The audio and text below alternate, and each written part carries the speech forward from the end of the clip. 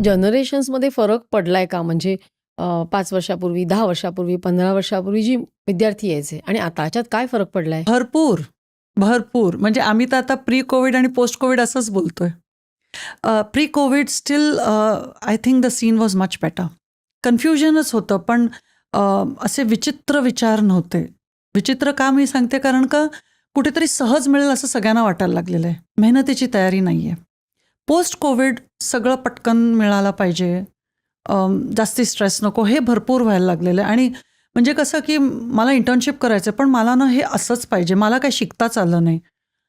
तिकडे कोणी तुम्हाला शिकवणार नाही, तुम्हाला शिकायला पाहिजे. पे पॅकेजेसचं पण जे आहे ते भरपूर, म्हणजे अमुक अमुक पाहिजे. नथिंग रॉंग, ॲस्पिरेशनल आहे, काही चुकीचं नाही, पण कुठेतरी सुरुवात, it has to be step by step, हे एक लक्ष देते. म्हणजे एखादं म्हणजे 6-7 महिने म्हणजे रेझ्युमे बघतात, I have 8 months of work experience, bowler अरे 8च महिने झालेत. त्याला वर्क एक्सपिरियन्स नाही म्हणत.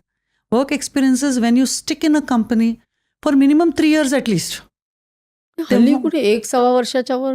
मग आणि त्याला वर्क एक्सपिरियन्स कोणी म्हणत, पण ह्या जेन झी त्यांना हे वर्क एक्सपिरियन्स वाटतं, which is not the reality.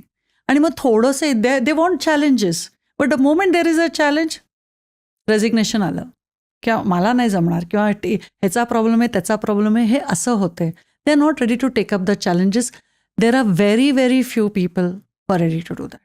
आणि ते पर्सेंटेज आता कमी होताना दिसतंय. पूर्वी तसं नव्हतं. मग त्यांची इमोशनल अबिलिटी नाहीये का? इमोशनल रेझिलियन्स नाहीये. नाहीये. लगेच गिव्हअप करतात. नाही झालं, रिझाईन केलं, हे जमलं नाही, इथे अप्लाय केलं, तिथे अप्लाय. अरे काय चाललंय? थोडं तरी शांत. तुम्ही फक्त हे ना, खूप हल्लीची जनरेशन जी बघते, खूप जार्गनाइज्ड जगात जगतायत. ॲक्च्युअल जेव्हा टीमवर्कमध्ये काम करायचं, तेव्हा हेवे दावे सगळेच येणार, रडणं येणार, उष्णं येणार, तुम्हाला कदाचित आयडियाज आवडणार नाही, but you have to sustain that.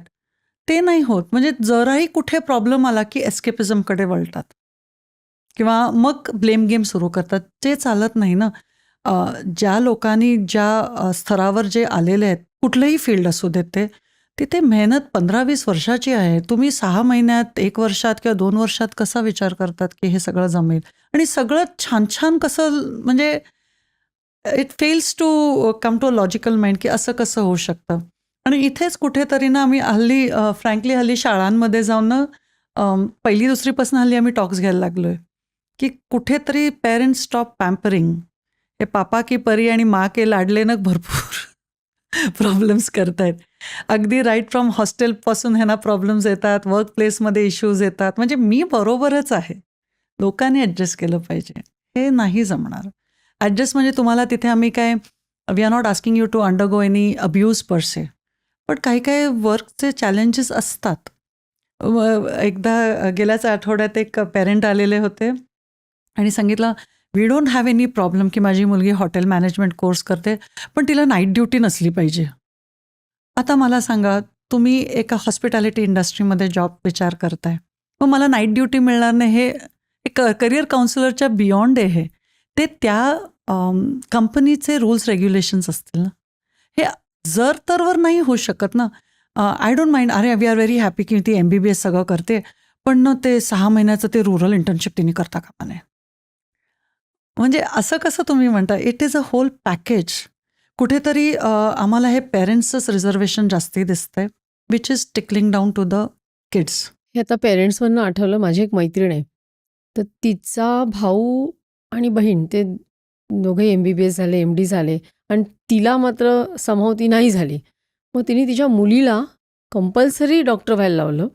आणि आता आता ही मुलगी नुसती ब्लड बघितलं तरी तिला चक्कर येते, खरंच आहे. आणि ती रायटिंगमध्ये इतकी चांगली आहे. तर अशा वेळेला आई वडिलांची चूक आहे, नाही का? मग काय करायला पाहिजे? कारण Definitely. त्यांचे ड्रीम्स ते हो, मुलांमधनं बघतायत. मी सांगू का, आमच्याकडे असे बरेच केसेस येतात. कसं होतं माहितीये, मी झालो नाही म्हणून तू हो, किंवा मी झालो म्हणून तू हो, असंच आहे अजूनही. अजूनही आहे. आणि इथेच पेरेंट, आम्ही जेव्हा सांगतो की तुम्ही करिअर काउन्सिलरकडे येताय, you have to be open. तुम्ही स्वतः क्लोज माइंड येऊन की नाही हेच आलं पाहिजे तर बरोबर आणि तर तुम्ही स्टार रेटिंग देणार हे असं नाही होत आहे. आणि पूर्वी कसं डॉक्टरचा मुलगा डॉक्टरच डॉक्टरच व्हायचं. पण आता नाही राहिलं तसं. तसं नाही, तसं कुठेच राहिलेलं नाही. क्वचित दिसतं, व्हेरी रेअर की ते जिथे आई वडील पण डॉक्टर, मुलगा मुलगी सगळे डॉक्टर आणि आहेत असे फॅमिलीज. काही जण लॉयर्स आहेत तर त्यांची नेक्स्ट जनरेशन पण लॉयरमध्ये.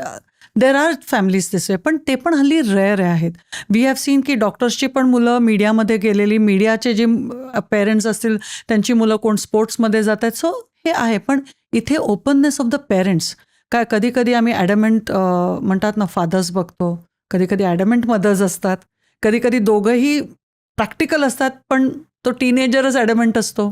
हे सगळे म्हणतात ना हे काउन्सिलिंग सेशन. आणि इथेच म्हणूनच मी सांगते एक qualified counsellor makes a lot of difference. He clip शेवटपर्यंत बघितल्याबद्दल खूप खूप धन्यवाद. संपूर्ण एपिसोड बघण्यासाठी खाली दिलेल्या लिंकवर क्लिक करा आणि सर्व काही चॅनलला सबस्क्राईब करायला विसरू नका.